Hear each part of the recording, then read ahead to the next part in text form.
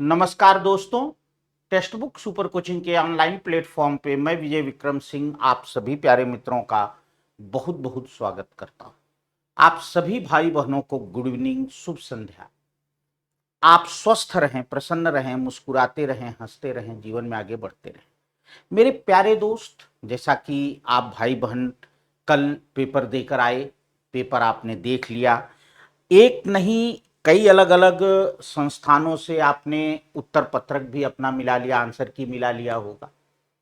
एक अंदाजा आपको भी लग गया होगा ना, एक अंदाजा आपको भी लग गया होगा।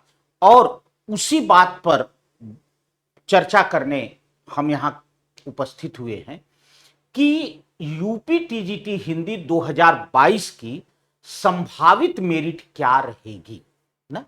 यूपी टीजीटी 2022 की संभावित मेरिट क्या रहेगी, लेकिन जो हमने शीर्षक दिया है उस शीर्षक पर आप गौर करना।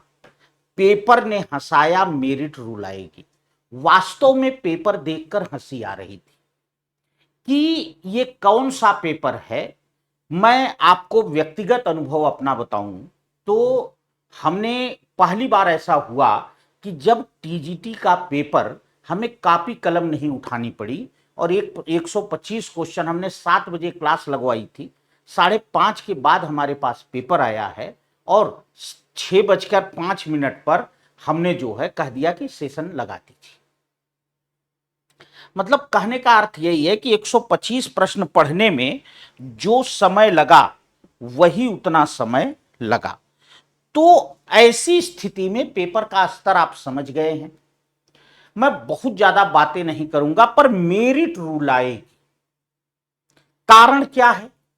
आज सुबह से व्यक्तिगत मैंने कम से कम 50 फोन जो है रिसीव किए हैं। सबका कहना था सर मेरिट बता दीजिए, सर मेरिट बता दीजिए। हमने कहा आप अपना बता दीजिए। सबका ये कहना था अरे गुरुजी ये तो विठलनाथ जी वाला हम जानते थे, ये हमारा गलत हो गया। अरे गुरुजी ये नहुस वाला हम जानते थे, ये गलत हो गया। अरे गुरुजी ये गृहर्षण वाला हमने पहले पढ़ा था, ये गलत हो गया हमारा। ये कोई ऐसा बच्चा नहीं है। देखिए, बहुत से लोगों को जल्दबाजी होगी कि ये संख्या बता दें। संख्या कुछ आंकड़ों के आधार पर बताई जाती है। तो मैं जो बात कर रहा हूं, प्लीज इसे सुनिएगा, आपके लिए बहुत फायदेमंद चीज है। देखिए, अगर हम कहें तो कोई ऐसा बच्चा नहीं है जिसने 3 से 4 आते हुए प्रश्न 9 गलत किए हों ना। सबके जो है 3 से 4 आते हुए प्रश्न गलत हुए हैं। तो 125 में से अगर हम 3 से 4 निकाल दें तो 121-22 तो ऐसे बैठ गए। 121-22 में 2 क्वेश्चन जरूर ऐसे रहे होंगे, मैं जनरल कैटेगरी की अभी चर्चा कर रहा हूं। 2 क्वेश्चन जरूर ऐसे रहे होंगे जो नहीं आ रहे होंगे। ऐसा नहीं कोई इतना भी हम भी संभव हो, इतना बड़ा कोई विद्वान नहीं है कि 125 के 125 उसे एकदम एक्यूरेट आ रहे हैं। कहीं कंफ्यूजन रहा होगा, 1-2 क्वेश्चन और गलत हुए होंगे, इसमें कोई दो राय नहीं है। और 3 से 4 मैं बहुत मिनिमम बता रहा हूं। कुछ लोग 10-10 क्वेश्चन 8, देखिए ये मैं केवल 3 से 4 उन लोगों को बता रहा हूं जिनका बहुत अभ्यास है। उन लोगों का जो है 3 से 4 क्वेश्चन गलत हुआ है, आता हुआ। अन्यथा 5 क्वेश्चन, 6 क्वेश्चन, 8-8 क्वेश्चन तक लोग गलत करके आए हैं। तो कहने का मतलब यही है हमारे कि एक जो मोटा मोटा हमें अंदाजा लग रहा है बेटा कि एक जनरल कैटेगरी की अगर मैं बात करूं कैटेगरी वाइज, तो जनरल या जिसे आप अदर कैटेगरी कहते हैं, मेरे हिसाब से 118 से लेकर के 120 प्रश्न। क्योंकि इसमें कुछ भी ऐसा नहीं था जो कि ये कहा जाए कि ये 10 क्वेश्चन छोड़कर मेरिट बनाइए, ये 4 क्वेश्चन छोड़कर मेरिट बनाइए। एक भी देखिए होता है, कभी कभी 4 क्वेश्चन इतने कठिन होते हैं ना कि वो ये होता है कि इन चारों को निकाल दीजिए, समझ लीजिए कि 121 ही थे, 121 से मेरिट बनाए तो मेरिट डाउन आ जाती है। तो इसलिए मैं कह रहा हूं कि 118 से 120 जनरल कैटेगरी में मेरा अपना व्यक्तिगत अनुमान है। एक क्वेश्चन कम कर लीजिए ईडब्ल्यूएस में, बस मेरे हिसाब से केवल एक क्वेश्चन ईडब्ल्यूएस जो है इसमें एक क्वेश्चन कम कर लीजिए, 117 से 119 के मध्य, 117 से 119 ये प्रश्न के मध्य ईडब्ल्यूएस का, क्योंकि मामला ये था ना, पेपर जब कठिन होता है तब दो क्वेश्चन का अंतर आता है, इसलिए एक क्वेश्चन का अंतर, और भगवान ना करें पर संभव है कि मेरिट ज्यादा भी चली जाए ईडब्ल्यूएस की, ये भी मैं आपको बता दे रहा हूं कि ये भी संभावना है कि ईडब्ल्यूएस की मेरिट जनरल से ज्यादा भी जा सकती है, इसकी पूरी संभावना। ठीक है, अगर मैं ओबीसी की बात करूं, ओबीसी की बात करूं, क्योंकि दो कैटेगरी पर चर्चा करना मुझे कभी खतरे से खाली नहीं लगता, एक महिला वर्ग की चर्चा और एक ईडब्ल्यूएस की चर्चा, क्योंकि इनमें कितना अप एंड डाउन हो जाएगा कोई नहीं जानता है। अगर मैं ओबीसी वर्ग की बात करूं तो मैं मान लेता हूं कि 116 के आसपास, 116 के आसपास, 116 117 तक जो है मेरे हिसाब से होना चाहिए।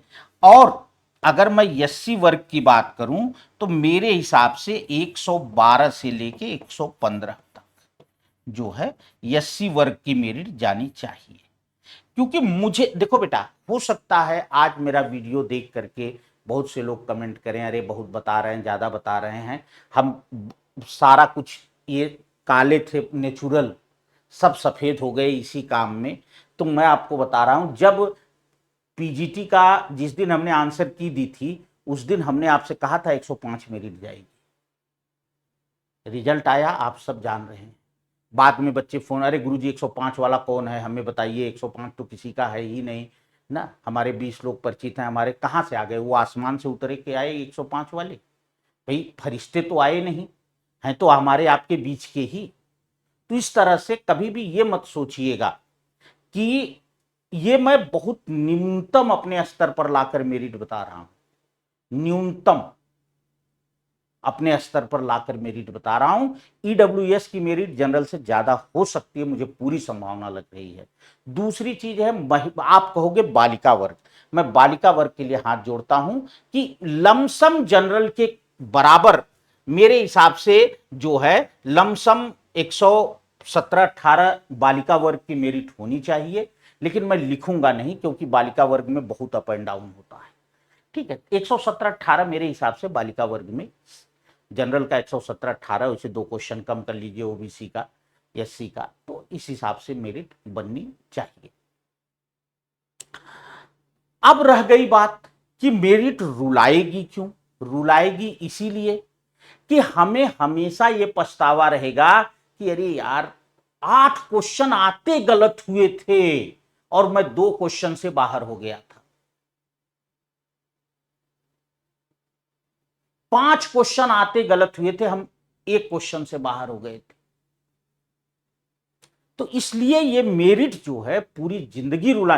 देखो जब पेपर बहुत टफ आता है ना तो मेरिट में दिक्कत नहीं आती है, आदमी को लगता है चल यार आएगा तो भी ठीक है, नहीं आएगा तो भी ठीक है, लेकिन यहां बहुत मामला गड़बड़ है। बहरहाल मेरे हिसाब से यही एक मेरिट है।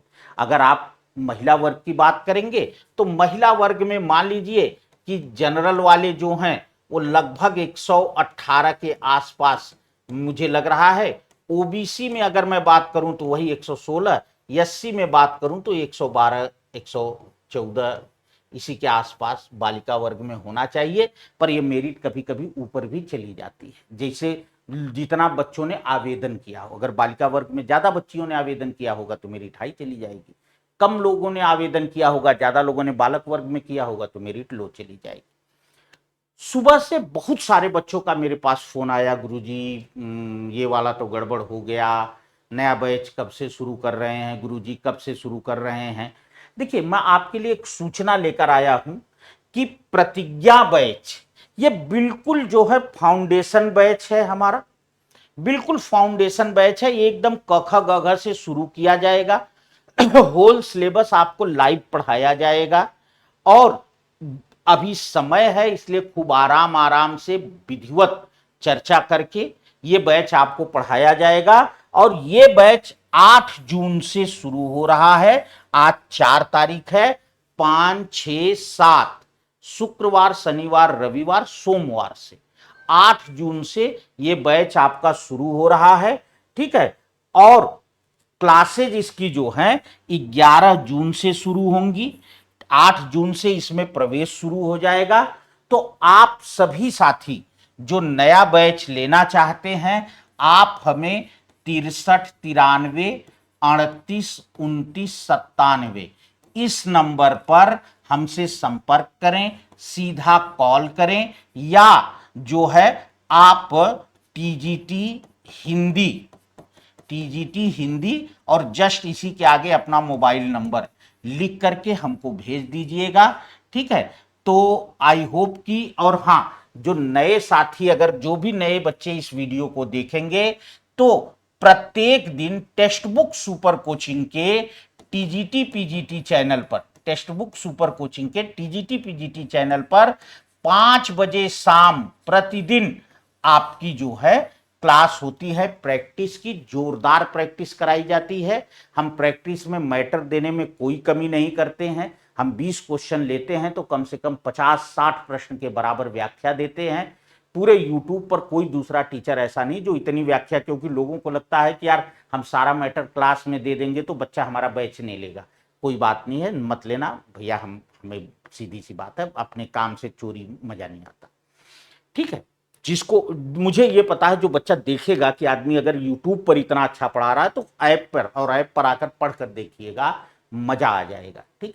तो मिलते हैं हम लोग कल शाम 5 बजे। एक जोरदार प्रैक्टिस कल से शुरू की जाएगी। और भूलिएगा नहीं, प्रतिज्ञा बैच 8 जून से लॉन्च हो रहा है, 11 जून से आपकी क्लास चलेंगी। तो लाइव मिलिए, इस नंबर पर संपर्क करिए हमसे। बहुत बहुत धन्यवाद आप सभी को।